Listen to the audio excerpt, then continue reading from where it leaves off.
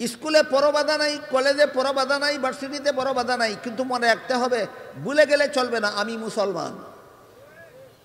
স্কুলে পড়তে গিয়ে যেন নিজের মুসলমানিত্ব ভুলে না যাই, কলেজে পড়তে গিয়ে যেন নিজের মুসলমানিত্ব ভুলে না যাই, ভার্সিটিতে পড়তে গিয়ে যেন নিজের মুসলমানিত্ব ভুলে না যাই। এবার বলুন, যে সমস্ত মুসলমান ছেলেমেয়েরা স্কুল কলেজ ভার্সিটিতে পড়তে গিয়া উজু শিখলো না, গোসল শিখলো না, পাক নাফাক শিখলো না, নমাজ কালাম শিখলো না, মুসলমানিত্ব বজায় রইল না, ভুলে গেল, তোমার কোনো সন্দেহ নাই তোমার পড়া তোমাকে জাহান্নামে নিয়ে যাবে। যেই পড়া মুসলমানকে মুসলমানই শিখতে দেয় না, যেই পড়া মুসলমানকে উজু শিখতে দেয় না, যেই পড়া মুসলমানকে গোসল শিখতে দেয় না, যেই পড়া মুসলমানকে হালাল হারাম শিখতে দেয় না, যেই পড়া মুসলমানকে নমাজ কালাম শিখতে দেয় না, সন্দেহ নাই এই পড়া তোমাকে জাহান্নামে নিয়ে যাবে। গেল এক শর্ত, যে দুই শর্তে স্কুল কলেজে পড়া সোয়াবের কাজ, এর মধ্যে প্রথম শর্ত হইল মুসলমানিত্ব ভুলে যেতে হবে না, মুসলমানিত্ব বজায় রাখতে হবে। 2 নম্বর শর্ত হলো কোন উদ্দেশ্যে পড়ো, উদ্দেশ্য ঠিক করো। উদ্দেশ্যহীন লেখাপড়া আর পাগলের পথ চলা সমান। উদ্দেশ্যহীন লেখাপড়া আর পাগলের পথ চলা সমান। দেখেছেন কোনোদিন পাগল যে পথ চলে? আমি অনেক দিন দেখেছি। একটা পাগলকে সকালবেলা রাস্তার যেখানে চলতে দেখা যায়, বিকালে এর আশেপাশেই চলতেছে দেখা যায়। সকাল থেকে বিকাল পর্যন্ত চলে, আধা কিলোর ভিতরে। কেন? কারণ তার উদ্দেশ্য ঠিক নাই, কোথায় যাবে। পাগল কি কোথায় যাবে উদ্দেশ্য ঠিক করে ফেলে না? চলে না উদ্দেশ্যহীনভাবে চলে? উদ্দেশ্যহীনভাবে চলার যেমন আধা পয়সার দাম নাই, ঠিক তেমনিভাবে উদ্দেশ্যহীন লেখাপড়ার আধা পয়সার দাম নাই। এই জন্য আপনার স্কুলের পড়া, কলেজের পড়া, ভার্সিটির পড়া সোয়াবের কাজ হওয়ার জন্য 2 নম্বর শর্ত হলো আপনাকে উদ্দেশ্য আগের থেকে ঠিক করে নিতে হবে। হযরত উলামায়ে কেরাম, সম্মানিত সুধী সমাজ, দূর দূরান্ত থেকে আগত সর্বস্তরের মুসলমান ভাইয়েরা আমার, পবিত্র কোরআনের যে আয়াতাংশ আমি আপনাদের সামনে তিলাওয়াত করেছি, তাতে আল্লাহ বলেন, হে মুসলমানগণ, তোমাদের সকলের পক্ষ থেকে কিছু মুসলমান ইসলামী শিক্ষা দীক্ষা অর্জনের জন্য বের হয়ে যাও। এখানে সব মুসলমানকে আল্লাহ নির্দেশ দেননি, কিছু মুসলমানকে বলেছেন ইসলামী শিক্ষা দীক্ষা অর্জনের জন্য বের হয়ে যাও। আর রাসূলের যে হাদিস আমি আপনাদের সামনে তিলাওয়াত করেছি, তাতে রাসূল বলেন, সমস্ত মুসলমান নারী পুরুষের জন্য ইসলামী শিক্ষা অর্জন করা ফরজ। তাই প্রশ্ন জাগে, সমস্ত মুসলমানের জন্য ফরজ হলে কিছু মুসলমান গেলে হয় কিভাবে? আর কিছু মুসলমান গেলে যদি চলে, তাহলে সমস্ত মুসলমানের জন্য ফরজ হয় কিভাবে? বাহ্যিক দৃষ্টিতে হাদিসের কথায় আর কোরআনের কথায় একটু সাংঘর্ষিক হয়ে যায়, কিন্তু আমরা এর সমাধানটা জানলে বুঝতে পারবো আসলে সাংঘর্ষিক নয়। এবং সমাধান জানার জন্য আমাদের সকলের মনে রাখা দরকার যে ইসলামী শিক্ষার প্রধান 3টি স্তর আছে। প্রাথমিক স্তরের ইসলামী শিক্ষা, মাধ্যমিক স্তরের ইসলামী শিক্ষা এবং উচ্চতর স্তরের ইসলামী শিক্ষা। প্রথমে আমরা 3টি স্তরের পরিমাণ বোঝার চেষ্টা করি। প্রাথমিক স্তরের ইসলামী শিক্ষার পরিমাণ হলো অতি সামান্য পরিমাণ। যে পরিমাণ ইসলামী শিক্ষা গ্রহণ করলে একজন মানুষ, একজন মুসলমান মুসলমানের মতো জীবনযাপন করতে পারে। যেমন সহিশুদ্ধ কলেমা কালাম জানা, সহি শুদ্ধ উযু গোসল জানা, পাক না পাক জানা, নামাজ বন্দেগী জানা, এইটুকুই ইসলামের প্রাথমিক শিক্ষা। কেউ যদি সহি শুদ্ধ কলেমা কালাম অর্থসহ জানে, সহি শুদ্ধ উযু গোসল জানে, পাক না পাক জানে, নামাজ কালাম জানে, তবেই সে মুসলমানের মতো জীবনযাপন করতে পারে। তাই যে পরিমাণ ইসলামী শিক্ষার দ্বারা একজন মুসলমানের মতো জীবনযাপন করতে পারে, এটুকুই ইসলামের প্রাথমিক শিক্ষা। পরিমাণটা বুঝে থাকলে বলুন তো, সিলেবাসটা কি অনেক লম্বা না অত্যন্ত শর্টকাট? অত্যন্ত শর্টকাট। ওযুর 4 ফরজ জানা 4 মিনিটের ব্যাপার। 7 কারণে ওযু ভেঙে যায়, শিখা 7 মিনিটের ব্যাপার। গোসলের 3 ফরজ শিখা 3 মিনিটের ব্যাপার। নামাজের 13 ফরজ শিখা 13 মিনিটের ব্যাপার। নামাজের 15টি ওয়াজিব শিক্ষা করা 15 মিনিটের ব্যাপার। নামাজের 28টা সুন্নত শিখা 28 মিনিটের ব্যাপার। বুঝে থাকলে এবার বলুন তো, ইসলামের সহি শুদ্ধ কলেমা কালাম, উযু গোসল, পাক না পাক, নামাজ বন্দেগী শিক্ষা করাটা বৎসর খানেকের সিলেবাস হবে না মাত্র কয়েক মাসের? মাত্র কয়েক মাসের সিলেবাস। এটা হলো ইসলামের প্রাথমিক শিক্ষার পরিমাণ। ইসলামের মাধ্যমিক শিক্ষার পরিমাণ হল প্রচলিত মাদ্রাসার পাঠ্য তালিকাভুক্ত কিতাবগুলি পড়াবার যোগ্যতা অর্জন হয় যে পরিমাণ ইসলামী শিক্ষার দ্বারা। মাদ্রাসার পাঠ্যভুক্ত কিতাবগুলি পড়াবার যোগ্যতা অর্জন হয় যে পরিমাণ ইসলামী শিক্ষার দ্বারা, এটা ইসলামী শিক্ষার মাধ্যমিক পরিমাণ। এর মধ্যে আবার ভাগ আছে নিম্ন মাধ্যমিক, উচ্চ মাধ্যমিক, সেদিকে আমি আর গেলাম না। আর যে পরিমাণ ইসলামী শিক্ষা অর্জন করলে মানব জীবনের সব সমস্যার সমাধান কোরআন হাদিসের আলোকে প্রদান করা যায়, সেটা হলো ইসলামের উচ্চতর শিক্ষা। যে পরিমাণ ইসলামী শিক্ষা অর্জন করলে মানব জীবনের সব সমস্যার সমাধান কোরআন হাদিসের আলোকে প্রদান করা যায়। কোন স্তরের ইসলামী শিক্ষা? উচ্চতর। যে পরিমাণ ইসলামী শিক্ষা অর্জন করলে মাদ্রাসার কিতাবগুলি পড়ানো যায়, মাধ্যমিক। যে পরিমাণ ইসলামী শিক্ষা অর্জন করলে নামাজ কালাম পড়ে মুসলমানের মতো জীবনযাপন করা যায়। তাই এবার বলুন, ইসলামের মাধ্যমিক এবং উচ্চতর শিক্ষা অর্জন করার মেধা শক্তি কি সব মুসলমানের আছে? নেই, সময় সুযোগও নাই।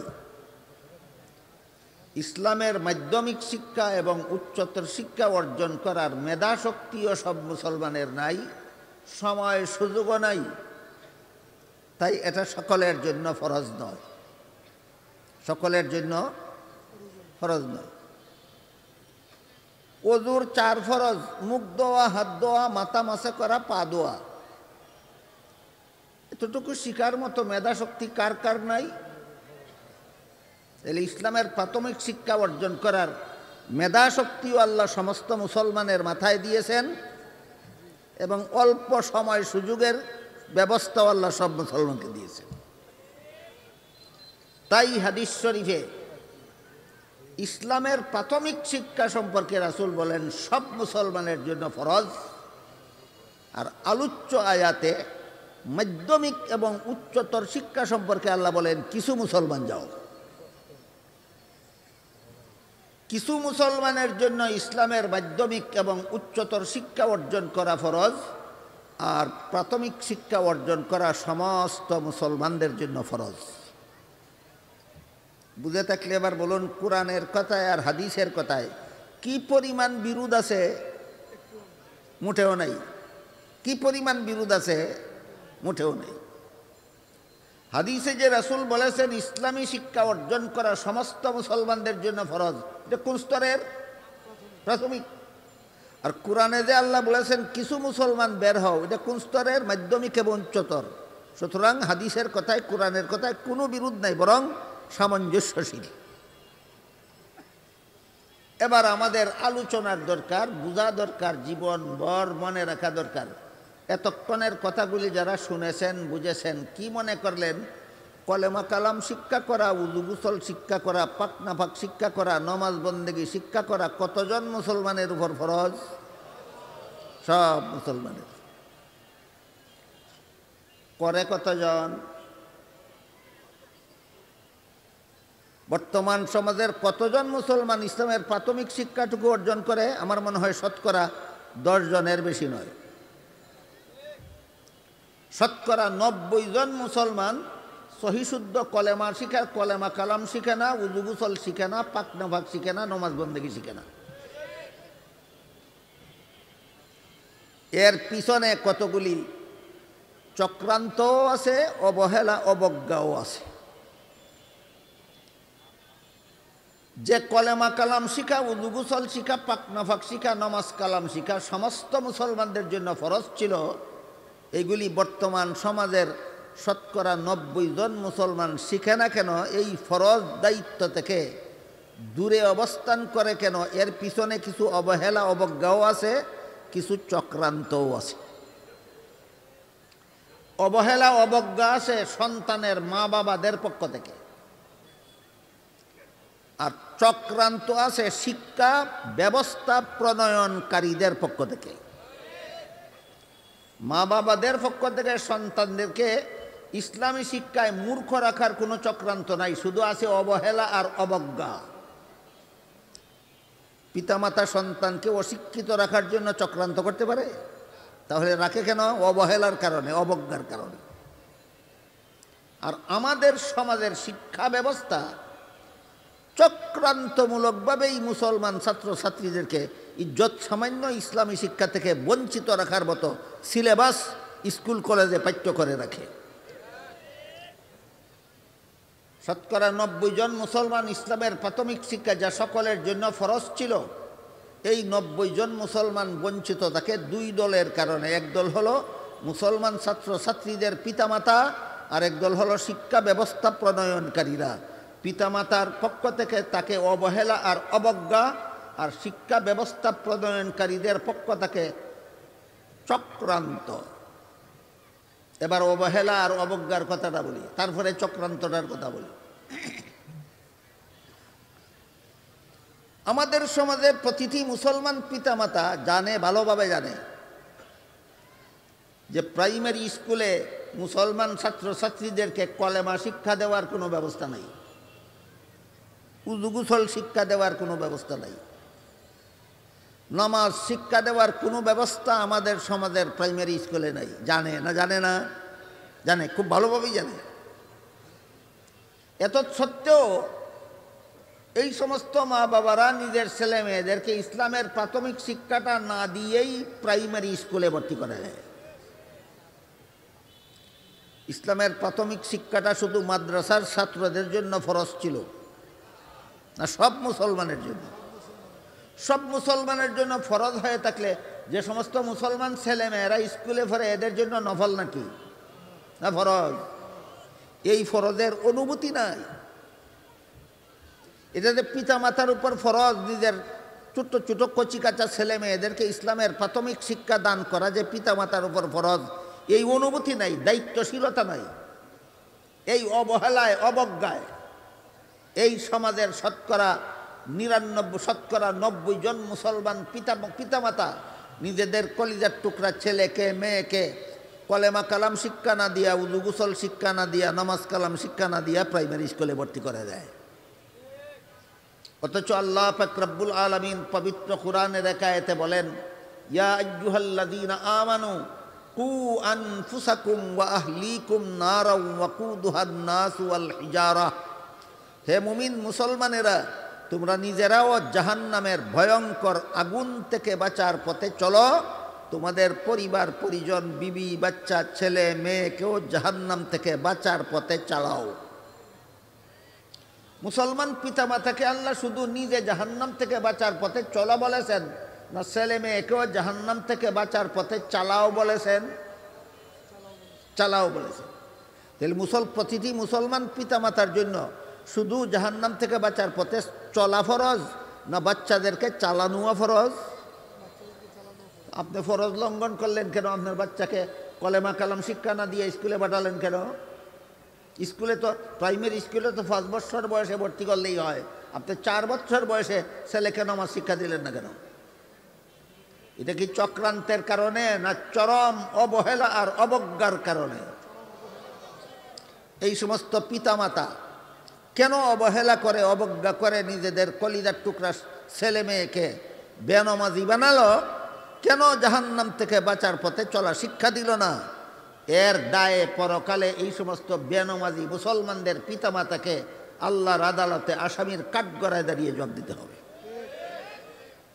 যে সমস্ত পিতামাতার এই অবহেলা অবজ্ঞার কারণে ছেলেমেয়েরা বেনমাজি হয়েছে, এরা জাহান্নামে যাওয়ার সময় পিতামাতাকে ছেড়ে যাবে না। জাহান্নামে যাওয়ার সময় পিতামাতাকে ছেড়ে যাবে না। আল্লাহকে বলবে, আল্লাহ এই মা আর বাবা আমাকে বেনমাজি বানাইছিল, আর বেনমাজি হওয়ার কারণে আজকে আমি জাহান্নামী। সুতরাং যে দুইটা দুশ্মন আমাকে বেনমাজি বানাইয়া জাহান্নামের শাস্তির যোগ্য বানালো, এদেরকে আমার সাথে নিয়ে জাহান্নামে যেতে চাই। এই অবহেলা অবজ্ঞার পরিণাম এই বেনমাজি সন্তানের সাথে এই বেনমাজি সন্তানের পিতামাতাকে জাহান্নামে যেতে হবে। এইসব বিষয়ে আপনাদেরকে সতর্ক করার জন্য মাদ্রাসার পক্ষ থেকে এই সম্মেলনের আয়োজন হয়।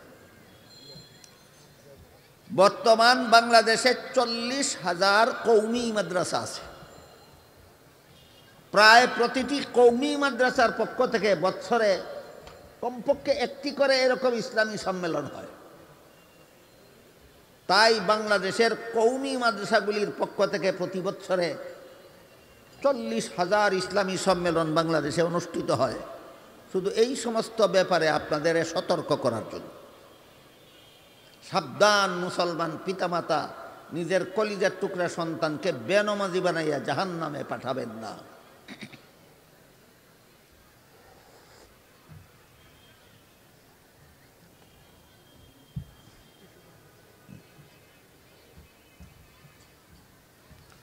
তারপর দ্বিতীয় শ্রেণী, যারা বর্তমান সমাজের শতকরা 80 জন মুসলমান বেনমাজি হওয়ার জন্য চক্রান্তের শিকার।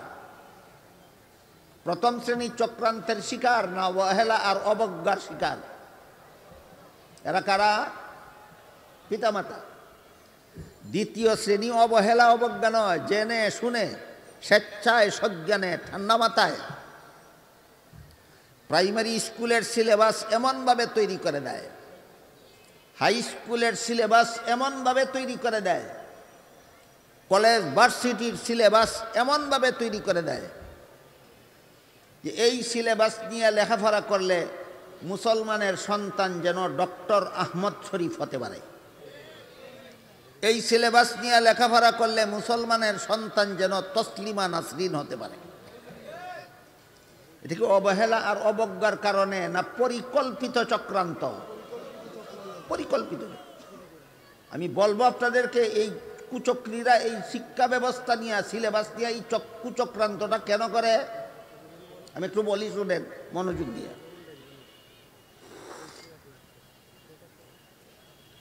মাদ্রাসার শিশু শ্রেণীতে, প্রথম শ্রেণীর আগেরটা শিশু শ্রেণী, স্কুলেও তো এমনই না?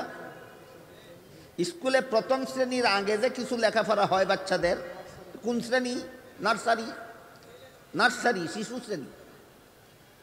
মাদ্রাসার শিশু শ্রেণীতে কতগুলি কলেমা শিক্ষা দেওয়া হয় ছেলে মেয়েদেরকে, আপনাদের কচি কাঁচা বাচ্চাদেরকে। একটা হলো কলেমায়ে তাইয়্যিবা লা ইলাহা ইল্লাল্লাহু মুহাম্মাদুর রাসূলুল্লাহ। একটা হলো কলেমায়ে শাহাদাত আশহাদু আল্লা ইলাহা ইল্লাল্লাহু ওয়াহদাহু লা শারীকা লাহু ওয়া আশহাদু আন্না মুহাম্মাদান আবদুহু ওয়া রাসূলুহু। আরেকটা হলো ইমানে মুজমাল, আমানতু বিল্লাহি কামা হুয়া বিআসমাইহি ওয়া সিফাতিহি ওয়া কাবিলতু জামিআ আহকামিহি। সবটা বলার সময় আমার কাছে নেই, শোনার মতো সময়ও হয়তো আপনাদের কাছে নাই। শুধু ইমানে মুজমলের শেষ কথাটার অর্থ বলি, ওয়া কাবিলতু জামিআ আহকামিহি।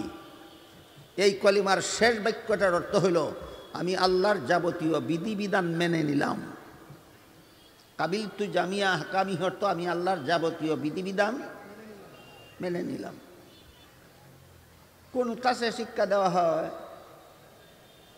নার্সারি, মাদ্রাসার শিশু শ্রেণীতে শিক্ষা দেওয়া হয়। আমি আল্লাহর যাবতীয় বিধিবিধান মেনে নিলাম, স্মরণ রাখবেন। তারপরেরটা শুনুন। আরেকটা কলেমা হলো ইমানে মুফাসসাল, আমানতু বিল্লাহি ওয়া মালাইকাতিহি ওয়া কুতুবিহি ওয়া রুসুলিহি ওয়াল ইয়াউমিল আখিরি ওয়াল কদরি খাইরিহি ওয়া শাররিহি মিনাল্লাহি তাআলা ওয়াল বাসি বাদাল মাউত। এই কলেমাটারও শেষ বাক্যটার অর্থ হলো আমি মরণের পর আবার জীবিত হয়ে একদিন আল্লাহর দরবারে হাসরের মাঠে দাঁড়াতে হবে এবং আল্লাহর বিধিবিধান পালন করে জীবনযাপন করেছি না লঙ্ঘন করে জীবনযাপন করেছি সেই হিসাব একদিন আল্লাহর সামনে দাঁড়িয়ে দিতে হবে। ইমানে মুফাসসালের শেষ কথার মর্ম কথা। ইমানে মুজমলের শেষ কথা হলো আমি আল্লাহর যাবতীয় বিধিবিধান মেনে নিলাম, আর ইমানে মুফাসসালের শেষ কথা হইল মেনে যে নিলাম, পালন করলাম না লঙ্ঘন করলাম, শেষ বিচারের দিন আল্লাহর কাছে জবাব দিতে হবে। এই দুইটা কথা, এই দুইটা কথা। আর বাকিগুলির আলোচনা আজকের জন্য থাকুক। এই দুইটা কথা যদি স্কুলের নার্সারির ছেলে মেয়েদেরকে শিক্ষা দেওয়া হয়, এই দুইটা কথা যদি প্রাইমারি স্কুলের প্রথম শ্রেণীর ছেলে মেয়েদের শিক্ষা দেওয়া হয়, চিরজীবনের জন্য কথা দুটি তাদের অন্তরে গেঁথে যায়। চিরজীবনের জন্য কথা দুটি তাদের অন্তরে গেঁথে যায়। তারপরে প্রাইমারি স্কুল পাশ করুক, হাই স্কুল পাশ করুক, কলেজ পাশ করুক, ভার্সিটি পাশ করুক, কোনোদিন আল্লাহর কোনো বিধানের বিরুদ্ধে বিদ্রোহ করে না। কারণ শিশুবেলা বলেছিল আমি আল্লাহর যাবতীয় বিধিবিধান মেনে নিলাম। কোনোদিন শেষ বিচারের হিসাব নিকাশকে অবজ্ঞা করে না। কারণ শিশুবেলায় স্বীকৃতি দিয়ে এসেছে যে আমার জীবনের সকল কাজের হিসাব দেওয়ার জন্য একদিন আল্লাহর কাছে দাঁড়াতে হবে।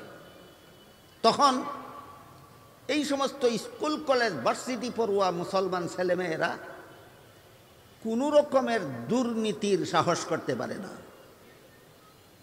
আল্লাহর কোনো বিধানের বিরুদ্ধে বিদ্রোহ করার সাহস করতে পারে না। ওই কাবিলতু জামিয়া আহকামিহি বিশ্বাস অন্তরে স্থাপন করার কারণে কোনো রকমের দুর্নীতি আর কোনো রকমের দুষ্কৃতি আর কোনো রকমের জালিয়াতি আর কোনো রকমের কারচুপির সাহস করতে পারে না।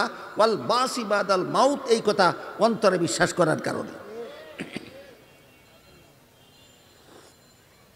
কাজেই এইগুলি যেন মুসলমানের ছেলেমেয়েরা শিখতে না পারে।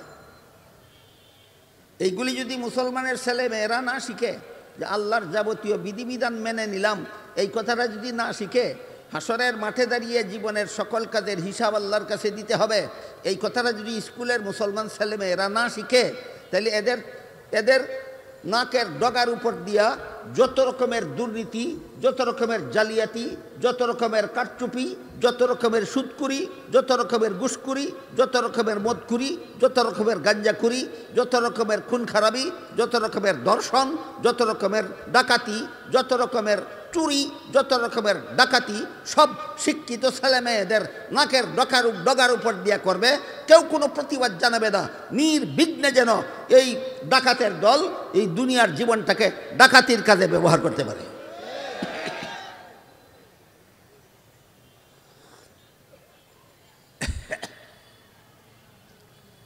আমার নিজের দেশের ব্যাপারে একটু পরে বলি, পাকিস্তানের একটা খবর বলি আপনাদের। বর্তমান দুনিয়াতে টপ লেভেলের যে সমস্ত আলেম আছেন, আঙ্গুলে গোনার মতো কয়েকজন, এর মধ্যে একজন হলেন পাকিস্তানের আল্লামা তকি উসমানী। আশা করি অনেকেই নাম শুনে থাকবেন। বর্তমান দুনিয়াতে আঙ্গুলে গোনার মতো টপ লেভেলের যে কয়েকজন আলেম আছেন, এর মধ্যে একজন হলেন পাকিস্তানের আল্লামা তকি উসমানী। ইনি এক সময় পাকিস্তানের শরিয়া আদালতের প্রধান বিচারপতি ছিলেন। কি বিচারপতি? প্রধান। তিনি তার বিচারপতি থাকাকালে এক বক্তব্যে বলেছিলেন, আমি ইসলামী আদালতের প্রধান বিচারপতি, আমার দায়িত্ব হলো আদালতে যখন কোনো চোরের বিরুদ্ধে চুরির অভিযোগ প্রমাণিত হয় তখন কোরআনের বিধান মতো ওই চোরের হাত কাটার হুকুম দেওয়ার দায়িত্ব আমার। কিন্তু আমি প্রধান বিচারপতি হওয়ার পর থেকে আমি এই পদ ছেড়ে দেওয়ার পূর্ব পর্যন্ত একটা চোরের হাত কাটার সুযোগ আমি হাত কাটার হুকুম দেওয়ার সুযোগ পাইনি। কারণ হলো চোর থানার পুলিশকে ঘুষ দিয়া থানার থেকেই ছাড়া পেয়ে যায়, আদালত পর্যন্ত পৌঁছে না, হুকুম দেব কিভাবে?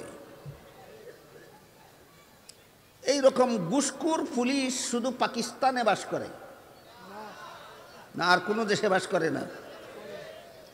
এরা এই ঘুষখোরের দল চোরের কাছ থেকে ঘুষ খেয়ে চোরকে আদালতে না পৌঁছায় নিরাপদে বাড়িতে শ্বশুর বাড়ির মতো পৌঁছায় কেন? এই সমস্ত চোর পুলিশের দল, ঘুষখোর পুলিশের দল, এরা ওই কাবিল তো জামিয়া হাকামিহি শিখে নাই, আর ওয়াল বাসি বাদাল মাউত শিখে নাই। বুঝতে পারছেন? এই কুপরিকল্পিত শিক্ষা ব্যবস্থার বিস্ফল কোথায় প্রকাশ পেয়েছে? আপনাদের কচিকাচা ছেলে মেয়েদেরকে প্রাইমারি স্কুলে ইমানে মুজবল যদি শিক্ষা দিয়া ফেলে, ইমানে মুফাসসল যদি শিক্ষা দিয়া ফেলে, কোনো পুলিশকে ওরা ঘুষ খেতে দেবে না, কোনো ওসিকে ঘুষ খেতে দেবে না, কোনো ডিসিকে ঘুষ খেতে দেবে না, প্রশাসনিক কোনো কর্মকর্তাকে ঘুষ খেতে দেবে না, কোনো রকমের সরকারি কর্মকর্তাকে ঘুষ খেতে দেবে না। কারণ তার অন্তরে ভয় আছে, আমি আল্লাহর যাবতীয় বিধিবিধান গ্রহণ করেছি, পালন করি কিনা আল্লাহর কাছে জবাব দিতে হবে। কাজে এদেরকে যদি চুরি করার সুযোগ দেই, ঘুষ খাওয়ার সুযোগ দেই, ডাকাতি করার সুযোগ দেই, তাহলে আমি শেষ বিচারের দিন আল্লাহর কাছে কি জবাব দেব?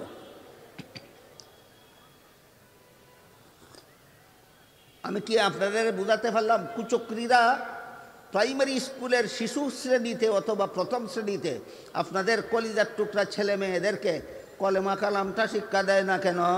ভবিষ্যৎ জীবনে যত চুরি ডাকাতি করবে এরা যেন ধরে না, এই সুযোগটা করে নেওয়ার জন্য। এটা অবহেলা আর অবজ্ঞা না, কুচক্রান্ত। এই জন্য বলেছি আমাদের দেশের primary school, high school, college, ভার্সিটির সিলেবাসটা এমন চক্রান্তমূলকভাবে তৈরি করা হয় যে এই সিলেবাস নিয়ে লেখাপড়া করলে মুসলমানের সন্তান ডক্টর আহমদ শরীফ হতে পারে, এই সিলেবাস নিয়ে লেখাপড়া করলে মুসলমানের সন্তান তসলিমা নাসরিন হতে পারে।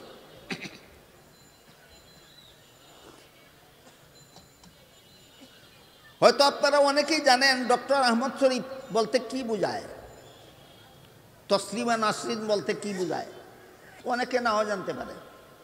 যদি কারো জানা না থাকে তাহলে আমি তাদের উদ্দেশ্যে বলবো, ডক্টর আহমদ শরীফ বলতে আমি কি বুঝালাম।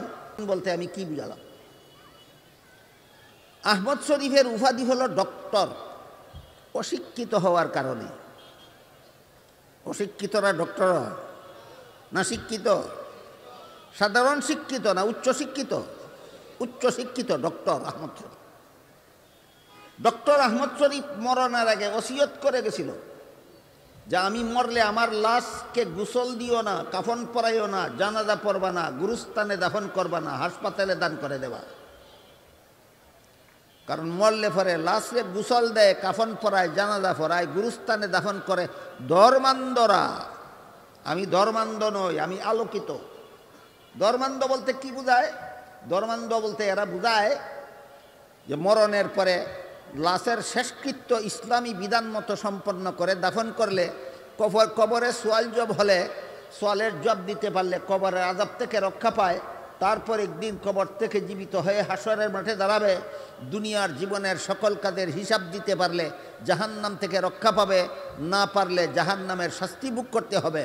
এই সমস্ত ধর্মীয় কথা সবগুলি মিথ্যা কথা, অন্ধ। এইসব কথা যারা বিশ্বাস করে এরাই ধর্মান্ধ।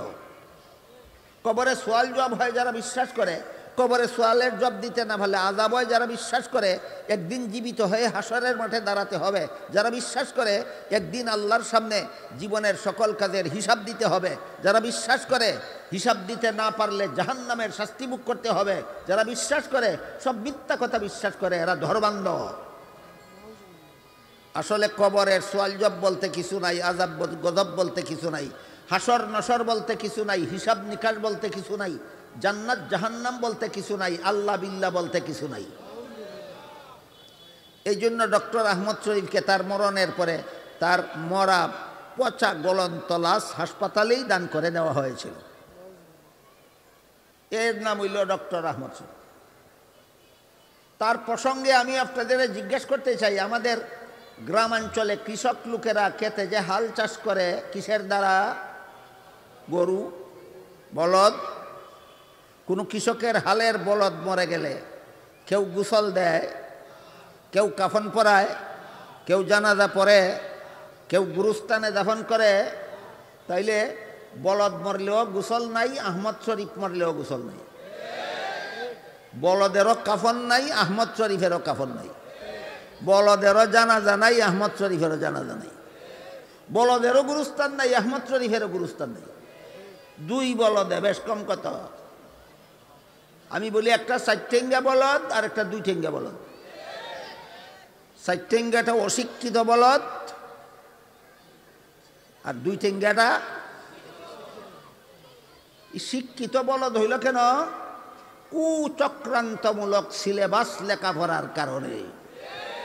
শিক্ষিতটা বলদ হইল কেন? কুচক্রান্তের শিকার, এই নাস্তিক বানাবার মতো শিক্ষা ব্যবস্থা প্রণয়নের কারণ। এই সমস্ত বলদরা যেই জাহান্নামে যাবে, এরকম বলদ তৈরির কারখানা সিলেবাস দ্বারা তৈরি করে, এই সিলেবাস তৈরিকারীও এই সমস্ত বলদের সাথে জাহান্নামে যাবে। এবার শুনেন তসলিমা নাসরিন কাকে বলে। তসলিমা নাসরিন অনেকগুলি বই লিখেছে, সাহিত্য বই। আমি এর মধ্যে অনেকটা পড়েছি। আপনাদের আল্লাহর দোহাই দিয়া বলি, পড়বেন না। কোনো নাস্তিকের বই পড়বেন না, ইমান বাঁচাতে পারবেন না, বেঈমান হতে বাধ্য হবেন। আমরা 2-4 জনের পড়তে হয় এদের শয়তানি যুক্তিগুলির দাঁত ভাঙ্গা জবাব দেওয়ার জন্য। আপনি জবাব দিতে পারলে পড়েন। আমি 2-1টা কথা তসলিমার বলি, পারলে আপনারা জবাব দিবেন, জবাব দিতে পারলে পড়বেন, অসুবিধা নাই। পবিত্র কোরআনের সূরা নিসা এর 11 নম্বর আয়াতে আল্লাহ বলেন, ওয়ালিদ যাকারি মিসলু হাজ্জিল উনসায়াইন। এর অর্থ হলো, পিতামাতা মারা গেলে পিতামাতার তেজ্য সম্পদে ছেলে পাবে 2 অংশ, মেয়ে পাবে 1 অংশ। এটা আল্লাহর বিধান। সূরা নিসার 11 নম্বর আয়াতে বলে দিয়েছেন। শুনেছেন আরো কোনোদিন? আজকে নূতন শুনলেন। পিতামাতা মারা গেলে পিতামাতার তেজ্য সম্পদে ছেলে পাবে 2 অংশ, মেয়ে পাবে 1 অংশ। এটা আল্লাহর বিধান কিনা? আবার বলুন, কাবিল তু জামিয়া আহকামিহি অর্থ কি ছিল? আল্লাহর যাবতীয় বিধিবিধান মেনে নিলাম, যাবতীয় বিধিবিধান। তসলিমা কিন্তু ওইটা পড়ে নাই। কাবিল তু জামিয়া আহকামিহি পড়েনি, না পড়েই ডাক্তার হইছে। ডাক্তার বাংলাদেশ থেকে পলায়নের সময় তসলিমা নাসরিন MBBS ডাক্তার ছিল। তারপরে পলাইয়া গিয়া বিভিন্ন দেশে FRCS লেখাপড়া করেছে কিনা আমি জানি না। বাংলাদেশ থেকে যাওয়ার সময় MBBS ডাক্তার ছিল, এতটুকু আমি জানি। এই তসলিমা নাসরিন বলে, এই বিধানে নারীদের সাথে অবিচার করা হয়েছে। ছেলেকে 2 অংশ দিয়ে, মেয়েকে 1 অংশ দিয়ে নারীর সাথে অবিচার করা হয়েছে। কুরআন এই বিধানটা প্রদান করলেন কে? তাহলে বিধানে নারীর প্রতি অবিচার করে থাকলে অবিচারী কে হইল? আল্লাহ অবিচারী। তসলিমার এই বিবরণটা আপনি কোনো বইয়ে পড়ুন, কি জবাব দিবেন? কোরআনে তো আছে, ছেলে পাবে 2 অংশ, মেয়ে পাবে 1 অংশ। মন্তব্য তো তসলিমা করেই রেখেছেন, মেয়েদের সাথে কোরআনের বিধানে অবিচার করা হয়েছে। এই কোরআন আধুনিক জগতে চলতে পারে না। মৌলবীরা মূল কোরআন সংশোধন করতে পারলে চালাও, না পারলে কোরআন বর্জন করো। বলেন তসলিমার এই লেখাটা, এই মন্তব্যটা যদি আপনারা পড়েন কি জবাব দিবেন? এই জন্য আপনাদেরকে বলেছি, আল্লাহর দোহাই দিয়া বলি, এই সমস্ত নাস্তিকদের লেখা বই পড়বেন না। আমি ফইরা কি করলাম এবার শুনুন। ইসলামের বিধানে ছেলের জীবনে খরচের খাত আছে 3টা। ইসলামের বিধানে ছেলের জীবনে খরচের খাত আছে 3টা। 1 নম্বর, সাবালক হওয়ার পর থেকে নিজের লালন পালনের দায়িত্ব নিজেরই।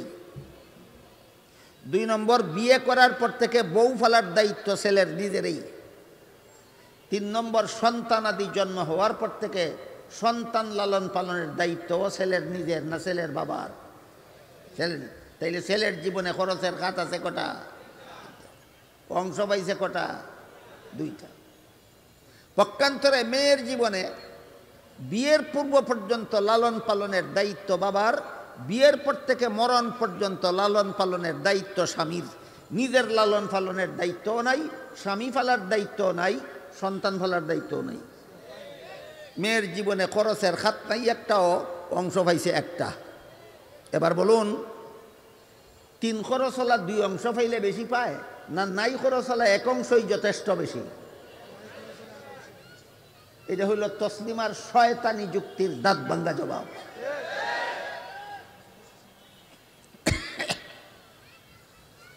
এই সমস্ত কোরআন বিরোধী, আল্লাহর বিধান বিরোধী বক্তব্য সমূহ প্রদানের কারণে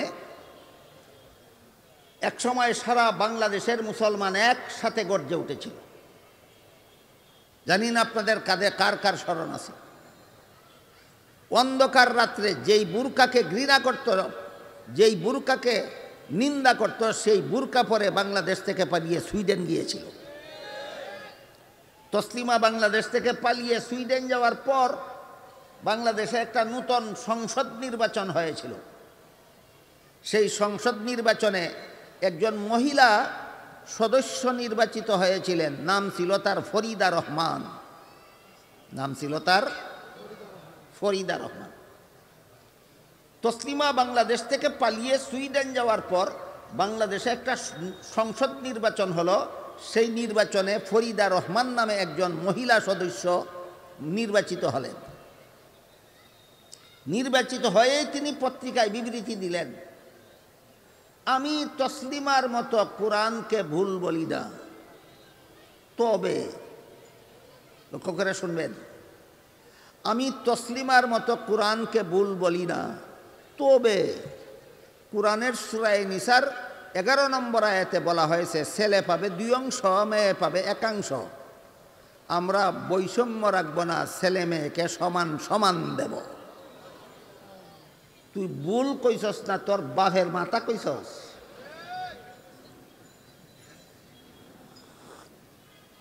এরপরে লেখে, কারণ যদিও সূরা নিসার 11 নম্বর আয়াতে আল্লাহ বলেছেন ছেলে পাবে 2 অংশ, মেয়ে পাবে 1 অংশ, সমান দিলে গুনাহ হবে, এমন কথা আল্লাহ কোরআনের কোনো আয়াতে বলেননি। আমি কোরআনের শুরু থেকে শেষ পর্যন্ত পড়ে দেখেছি। এটা ফরিদা রহমানের বক্তব্য। সূরা নিসার 11 নম্বর আয়াতে বলেছেন ছেলে পাবে 2 অংশ, মেয়ে পাবে 1 অংশ, সমান দিলে গুনাহ হবে, এমন কথা যেহেতু আল্লাহ কোরআনের কোথাও বলেননি, তাই আমরা দেওয়ার বেলায় সমান সমান দেব। আমরা নারী পুরুষের সমান অধিকার চাই। আচ্ছা, তসলিমা তো সবটুকু কোরআন পড়ে দেখেছে সমান দিলে গুনাহ হবে, আল্লাহ কোথাও বলেননি। আমি মাত্র 2-3টা আয়াতের মর্ম আপনাদের শোনাই। সূরা নিসার 11 নম্বর আয়াতে আল্লাহ বলেছেন ছেলে পাবে 2 অংশ, মেয়ে পাবে 1 অংশ। 12 নম্বর আয়াতে আল্লাহ বলেছেন আর কে পাবে কত অংশ। 13 নম্বর আয়াতে আল্লাহ বলেছেন এইগুলি আল্লাহর বিধান। 14 নম্বর আয়াতে আল্লাহ বলেছেন যে মানবে না ইউদখিলহু নারান খালিদান ফিহা, চিরকালের জন্য জাহান্নামে যাবে, যেহেতু কোনো গুনাহ নাই। তসলিমা কোরআন কি পরিমাণ পরে দেখেছে বলেছিল? সবটুকু কোরআন পরে দেখেছে সমান দিলে গুনাহ হবে, এমন কথা কোরআনের কোনো আয়াতে নাই। 14 নম্বর আয়াতে আল্লাহ বলেন যে এই ছেলে পাবে 2 অংশ, মেয়ে পাবে 1 অংশ, যে মানে না সে চিরকালের জন্য জাহান্নামে যাবে। কেন? যেহেতু কোনো গুনাহ হবে না, না যেহেতু কাফের হয়ে যাবে, চিরকালের জন্য জাহান্নামে। তাইলে তসলিমার ফরিদা রহমানের কোরআন পড়াটা কেমন হইল? ফরিদা রহমানের কোরআন পড়াটা কেমন হলো এটা বোঝার জন্য আমি আপনাদেরকে একটা গল্প বলি। গল্প, 6টা অন্ধ লোক গেছিল হাতি দেখতে। কটা? কেমন লোক? অন্ধ। তো অন্ধ হাতি দেখবে কিভাবে? হাত বুলাইয়া দেখে। এখন তো হাত বুলাইলো হাতির পিঠে, এখন তো হাত বুলাইলো হাতির পেটে, এখন তো হাত বুলাইলো হাতির পায়ে, এখন তো হাত বুলাইলো হাতির লেজে, আর এখন তো হাত বুলাইলো হাতির কানে, আর এখন তো হাত বুলাইলো হাতির দাঁতে। তারপরে ফিরার পরে লোকেরা যখন জিজ্ঞেস করলো অন্ধের দল, হাতি কেমন দেখলা? যেই অন্ধ হাতির পিঠে হাত বুলাইলো সে বলে হাতি খাটের মতো, যেই অন্ধ হাতির পেটে হাত বুলাইলো সে বলে হাতি দানের গুলার মতো, যেই অন্ধ হাতির পায়ে হাত বুলাইলো সে বলে হাতি কলা গাছের মতো, যে অন্ধ হাতির লেজে হাত বুলাইলো সে বলে হাতি লাঠির মতো, যে অন্ধ হাতির কানে হাত বুলাইলো সে বলে হাতি কুলার মতো, যে অন্ধ হাতির দাঁতে হাত বুলাইলো সে বলে হাতি মূলার মতো। আপনারা বলুন তো, হাতি কুলার মতো না মূলার মতো? না হাতি হাতির মতোই? অন্ধর দলে হাতি যেমন দেখা দেখছে, ফরিদা রহমান কোরআন তেমন পড়া পড়ছে।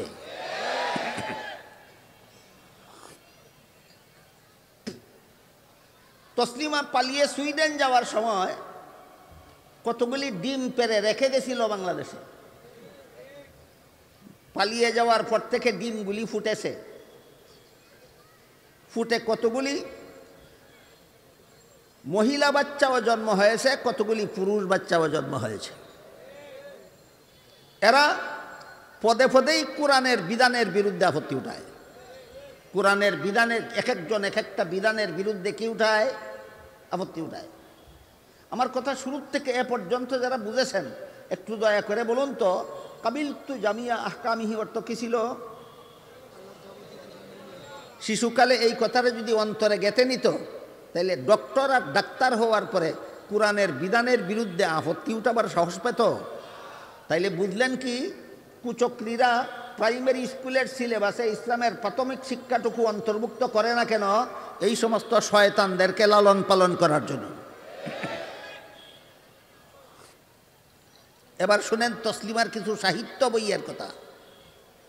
সাহিত্য বই কি বলেছি আপনাদেরকে? পড়বেন নাকি পড়বেন না? পড়লে কি হবে? ঈমান রাখতে পারবেন। এই তসলিমা নাসরিনের লিখিত একটা সাহিত্য বইয়ের নাম আছে যাব না কেন যাব। কি নাম?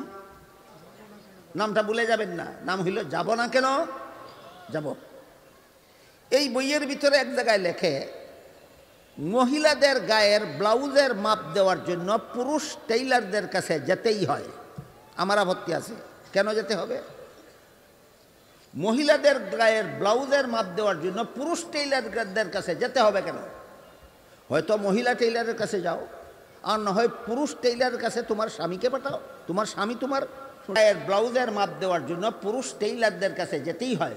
এই সুযোগে পুরুষ টেইলারেরা মহিলাদের গায়ের মাপ নেওয়ার সময় ফিতার পরিবর্তে তাদের বুকে হাতের আঙ্গুল ব্যবহার করে। এতে লজ্জায় অনেক মেয়ে লাল হয়ে যায়, অনেক মেয়ে লজ্জায় নীল হয়ে যায়, অনেক মেয়ে লজ্জায় হলদে হয়ে যায়। তাহলে পুরুষ টেইলারদের কাছে মহিলারা ব্লাউজের মাপ দেওয়ার জন্য গেলে কি আচরণ করে তসলিমার জানা আছে না জানা নাই? আবার বল, বইয়ের কি নাম দিলি? গেলে কি করে তুই যদি জানস, তাহলে তুই বদমাস না হলে যাবি কেন বল? বলুন, তসলিমা বইগুলি লিখেছে আপনাদের সভ্যতা শিক্ষা দেওয়ার জন্য না চরম অসভ্য বানাবার জন্য?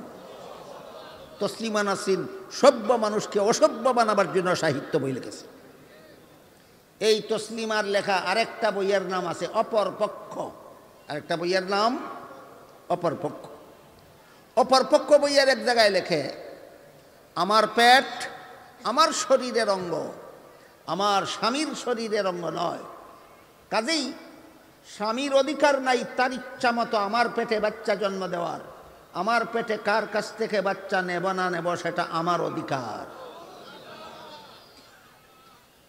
এই সমস্ত জানোয়ার বানাবার জন্যই প্রাইমারি স্কুলের ছেলে মেয়েদেরকে কাবিলতু জামিয়া আহকামিহি শিক্ষা দেওয়া হয় না। এই ধরনের জানোয়ার বানাবার জন্যই প্রাইমারি স্কুলের ছাত্রছাত্রীদেরকে ওয়াল বাসি বাদাল মাউত শিক্ষা দেওয়া হয় না। বুঝাতে পারলাম? আমি আপনাদের জিজ্ঞাসা করি, একটা পুরুষকে স্বামী রূপে বরণ করে তার বাচ্চা পেটে নেবে না, যার কাছ থেকে মনে চায় তার কাছ থেকে পেটে বাচ্চা নেবে। এমন পেটের জন্য মানুষের দরকার হয় না, এমন পেট কুত্তিরও থাকে। তাহলে তসলিমার পেটে আর কুত্তির পেটে ব্যবধান কত? আমি কই দুইটা ব্যবধান আছে, একটা সাইটিঙ্গা কুত্তি আর একটা দুই টিঙ্গা কুত্তি। সাইটিঙ্গাটা অশিক্ষিত কুত্তি, দুই টিঙ্গাটা শিক্ষিত কুত্তি। এইরকম আহমদ শরীফ আর তসলিমার মতো মানুষের সন্তানকে কুত্তি বানাবার জন্য প্রাইমারি স্কুলের মুসলমান ছেলে মেয়েদেরকে কাবিলতু জামিয়া আহকামিহি শিক্ষা দেওয়া হয় না, ওয়াল বাসি বাদাল মাউত শিক্ষা দেওয়া হয় না। এই দুই দলের কারণে, একদল অবহেলা অবজ্ঞাকারী পিতামাতা আর একদল কুচক্রী শিক্ষাগুরুরা, এই দুই দলের কারণে বাংলাদেশের শতকরা ৮০ জন মুসলমান বেনামাজি হয়। কতজন? ৮০ জন। এই প্রসঙ্গে আমি আপনাদের কাছে আবেদন রাখবো, আমার কথাগুলি যদি বুঝে থাকেন আর যদি মনে করেন যে আপনাদের ছেলেমেয়েরা তসলিমা না হোক, আপনাদের ছেলেমেয়েরা ডক্টর আহমদ শরীফের মতো জানোয়ার না হোক, তাহলে বর্তমান অগণতান্ত্রিক সরকার, এরপরে আসবে গণতান্ত্রিক সরকার, প্রত্যেকটা সরকারকে আপনারা বাধ্য করবেন যে আমাদের দেশের গদিতে বসা থাকতে হলে আমাদের দেশের প্রাইমারি স্কুলের ছাত্রছাত্রীদেরকে কাবিলতু জামিয়া আহকামিহি শিক্ষা দিতে হবে, ওয়াল বাসি বাদাল মাউত শিক্ষা দিতে হবে। এই গেল ইসলামের প্রাথমিক শিক্ষা সম্পর্কে সামান্য একটু আলোচনা। এই আলোচনাটার কি দরকার ছিল? ইসলামের প্রাথমিক শিক্ষা সম্পর্কে যৎকিঞ্চিত আলোচনা আপনাদের শোনালাম, খুব একটা বেদরকারি ছিল না? দরকারি ছিল। দরকার যদি ছিল মনে করেন, তাহলে আমার দাবিটা রক্ষা করবেন, যেই সরকারই গদিতে বসা থাকুক, এটা শতকরা ৯৩ জন মুসলমানের বাংলাদেশ। শতকরা কতজন মুসলমানের বাংলাদেশ? আমাদের সন্তানকে আর তসলিমা নাসরিনের মতো কুত্তি বানাতে দেব না, আমাদের সন্তানকে আর ডক্টর আহমদ শরীফের মতো বলদ বানাতে দেব না। এবার শুনুন মাধ্যমিক আর উচ্চ শিক্ষা সম্পর্কে বলবো কিছু।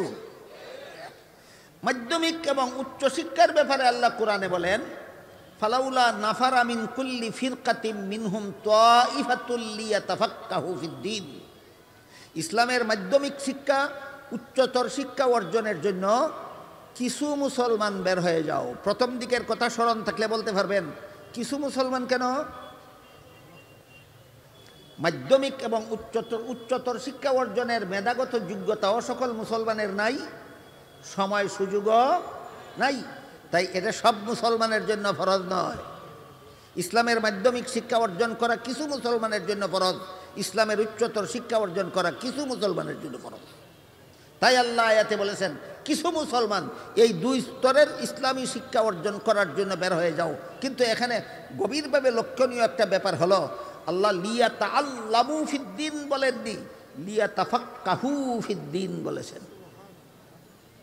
অর্থাৎ ইসলামী শিক্ষাটাই তোমাদের জন্য যথেষ্ট নয়, শিক্ষার সাথে দীক্ষা থাকতে হবে।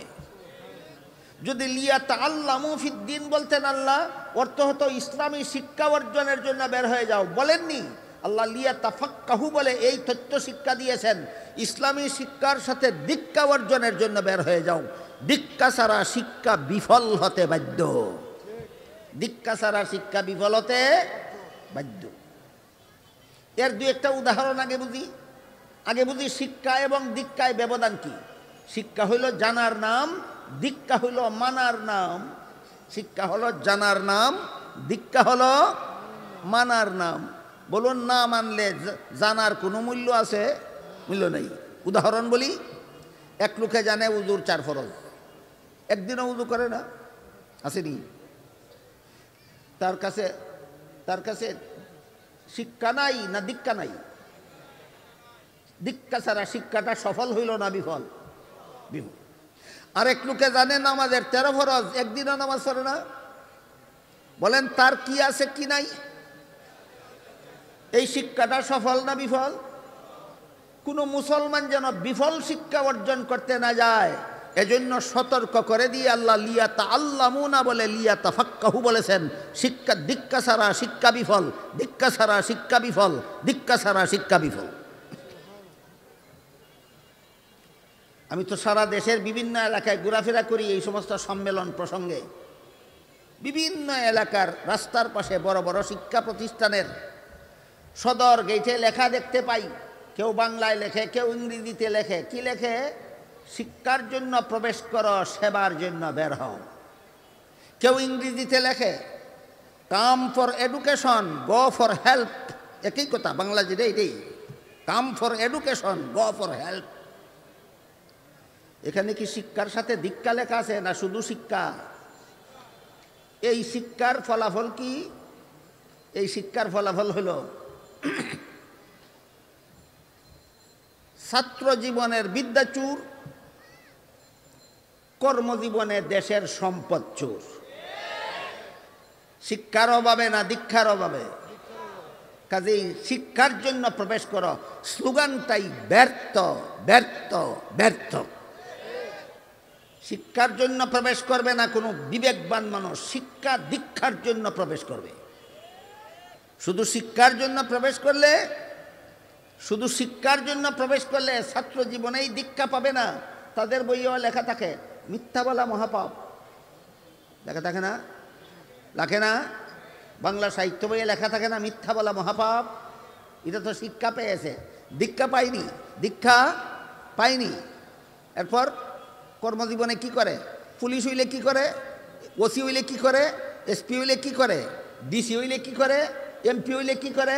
মন্ত্রী হইলে কি করে?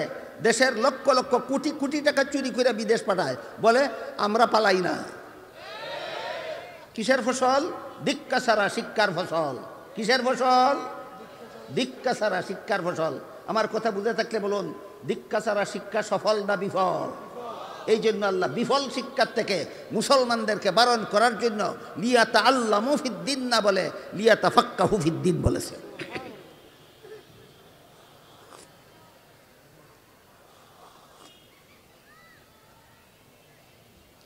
এই সমস্ত বিষয় সামনে রেখে যদি কোনো মুসলমানের সন্তান স্কুলে পড়ে, কলেজে পড়ে, ভার্সিটিতে পড়ে, যে আমার ইসলামের প্রাথমিক শিক্ষা অর্জন করতে হবে, আমার কাবিলতু জামিয়া আহকামিহির বিশ্বাস অন্তরে রাখতে হবে, আমার ওয়াল বাসি বাদাল মৌতের বিশ্বাস অন্তরে রাখতে হবে, দৈনিক 5 বেলার ফরজ নামাজ আমার পড়তে হবে, হালাল উপার্জন করতে হবে, হালাল খেতে হবে, এই কথাগুলি যদি মুসলমানের অন্তরে গেঁথে যায়, তাহলে এই সমাজে কোনোদিন কোনো দুর্নীতিবাজ কোনো রকমের দুর্নীতি করার সুযোগ পায় না। এই মৌলিক বিষয়গুলি অন্তরে নিয়ে যে মুসলমানের যে সমস্ত ছেলেমেয়েরা স্কুলে পড়ে, কলেজে পড়ে, ভার্সিটিতে পড়ে, এদের পড়াও সোয়াবের কাজ হয়। মুফাসসিরিনে কেরাম তাফসীরের কিতাবে লিখেছেন, 2 শর্ত সাপেক্ষে যারা স্কুল কলেজ ভার্সিটিতে পড়ে, এদের স্কুল কলেজের পড়া মাদ্রাসার ছাত্রদের কোরআন হাদিস পড়ার মতো সোয়াবের কাজ। স্কুলের পড়া সোয়াবের কাজ, কলেজের পড়া সোয়াবের কাজ, মুসলমানের সন্তানদের ভার্সিটিতে পড়া সোয়াবের কাজ। বিনা শর্তে না 2 শর্তে? এই 2টা শর্ত বলে আজকের মতো কথা শেষ করি। প্রথম শর্ত হলো, স্কুলে পড়ো বাধা নাই, কলেজে পড়ো বাধা নাই, ভার্সিটিতে পড়ো বাধা নাই, কিন্তু মনে রাখতে হবে ভুলে গেলে চলবে না আমি মুসলমান। স্কুলে পড়তে গিয়ে যেন নিজের মুসলমানিত্ব ভুলে না যাই, কলেজে পড়তে গিয়ে যেন নিজের মুসলমানিত্ব ভুলে না যাই, ভার্সিটিতে পড়তে গিয়ে যেন নিজের মুসলমানিত্ব ভুলে না যাই।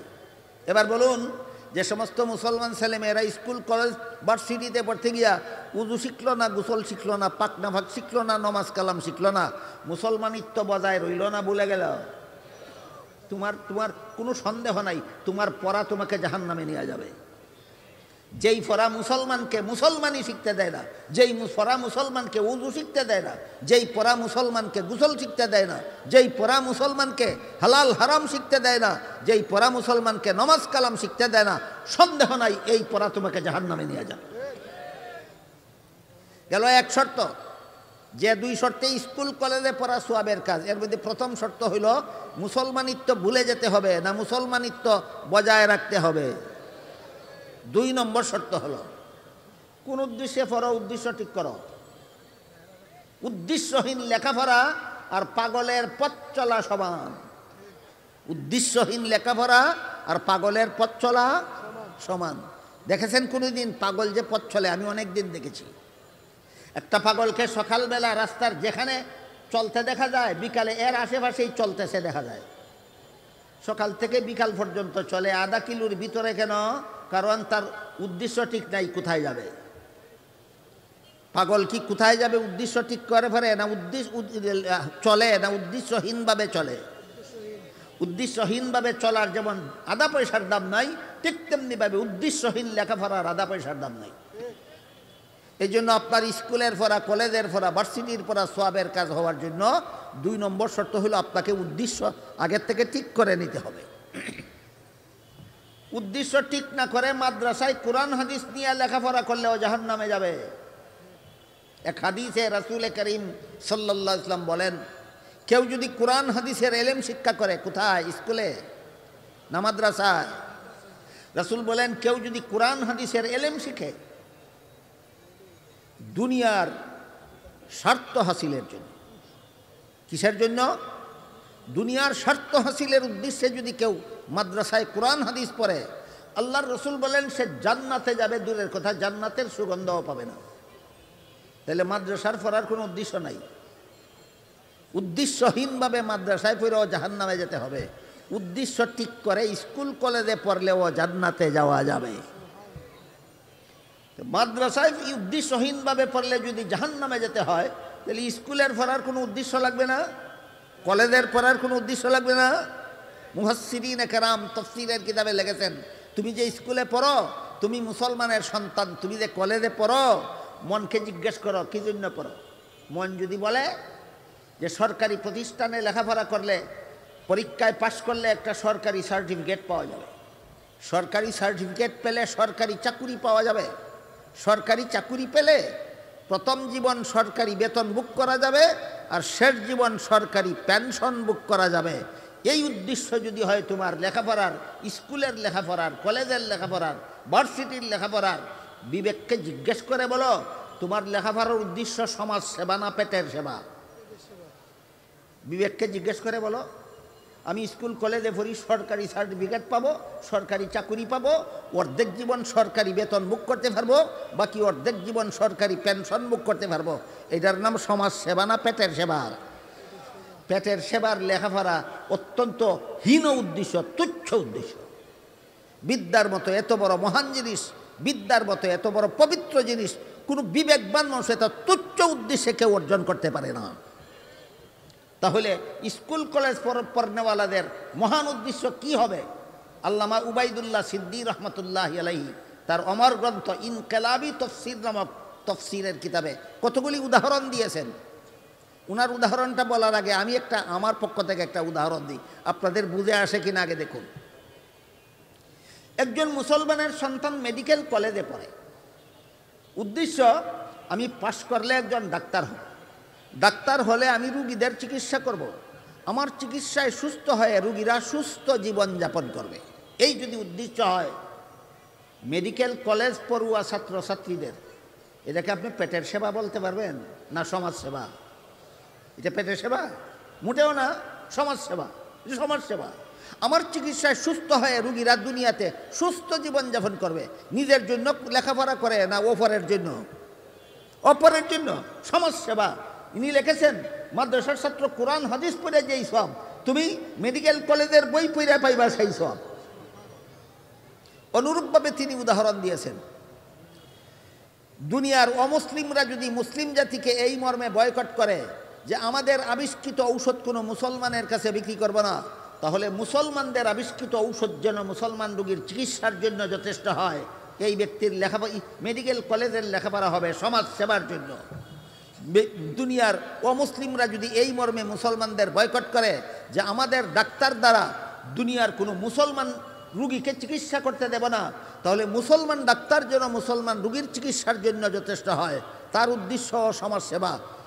দুনিয়ার অমুসলিমরা যদি এই মর্মে বয়কট করে যে আমাদের আবিষ্কৃত কোনো যন্ত্রপাতি মুসলমানদের কাছে বিক্রি করব না, তাহলে মুসলমানদের আবিষ্কৃত যন্ত্রপাতি যেন মুসলমান সমাজের উন্নতির জন্য যথেষ্ট হয়।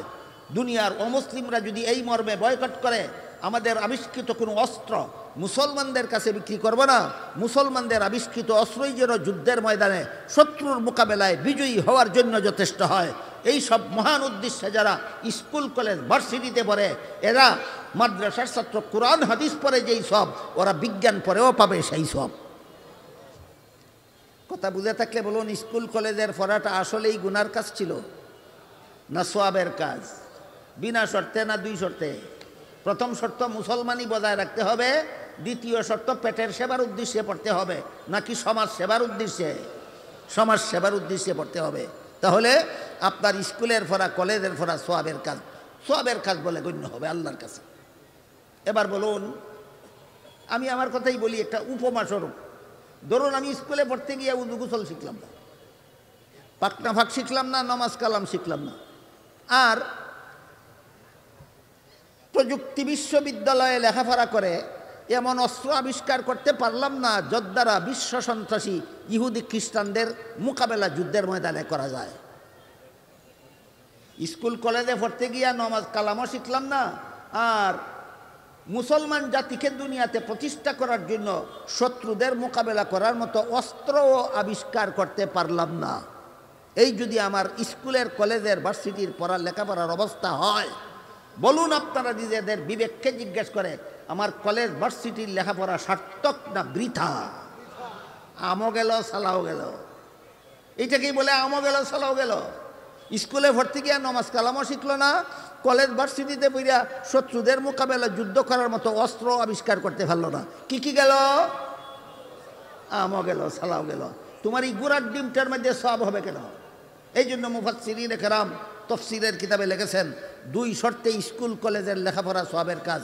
একটা হলো মুসলমানি বজায় রেখে লেখাপড়া করতে হবে, আর একটা হলো সমাজ সেবার জন্য স্কুল কলেজে লেখাপড়া করতে হবে। এই দুই জিনিস যারা বজায় রেখে পড়তে পারবে এরা এই স্লোগান দিবে না, come for education go for help, এই স্লোগান দেবে না। এডুকেশন মানে শিক্ষা, দীক্ষা ছাড়া শিক্ষা বিফল, দীক্ষা ছাড়া শিক্ষা বিফল। তাই আল্লাহ পাক রব্বুল আলামিন আলোচ্য আয়াতে কিছু মুসলমান ইসলামের মাধ্যমিক এবং উচ্চতর শিক্ষা অর্জনের জন্য বের হয়ে যাও বলেননি, লিয়াতা আল্লামু বলেননি, লিয়াতা ফাক্কাহু বলেছেন। মর্ম হলো ইসলামের শিক্ষার সাথে সাথে দীক্ষা অর্জন করার জন্য বের হয়ে যাও। আমার কথাগুলি বুঝে থাকলে বলুন, ইসলামী শিক্ষাই যথেষ্ট না দীক্ষা ছাড়া শিক্ষা বিফল?